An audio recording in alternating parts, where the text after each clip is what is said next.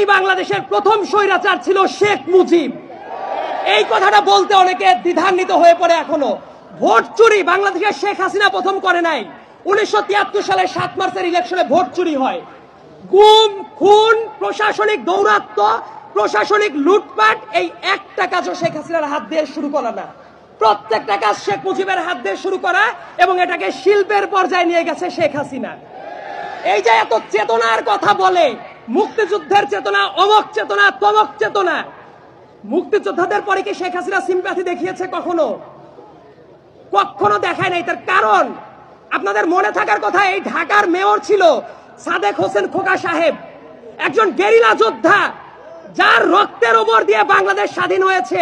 সেই সাদেক হোসেন খোকাকে স্বাধীন বাংলাদেশে এসে মরার সুযোগ দেয় নাই ওই স্বৈরাচারী শেখ হাসিনা।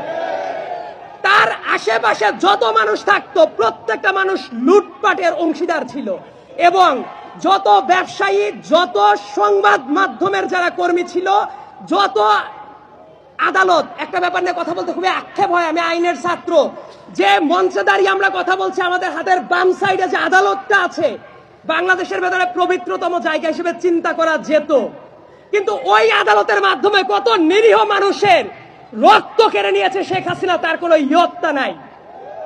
এবং বাংলাদেশে মাঝে মাঝে বলা হয় না যে এদের অবিচারের মাত্রাটা কেমন?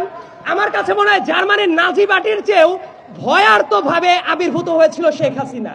এবং সামনের দিনে আমাদের একটা চ্যালেঞ্জ আছে যে জাতিগতভাবে আমরা ঐক্যটা ধরে রাখতে পারি কিনা।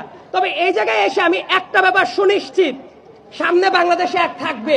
এই জায়গায় দাড়ি টুপিওয়ালা মানুষ আছেন, শার্ট প্যান্ট পরা মানুষ আছেন, নারী পুরুষ সবাই আছে, বাংলাদেশের পতাকাটাও আছে। এই ঐক্যটা ধরে রাখা দরকার। সবাই থাকবে এই বাংলাদেশে, সবাই রাজনীতি করতে পারবে। শুধুমাত্র শেখ হাসিনা এবং তার সাঙ্গপাঙ্গরা এই বাংলাদেশে আর পুনর্বাসিত হতে পারবে না। এই ব্যাপারটা নিশ্চিত করা আমাদের অত্যন্ত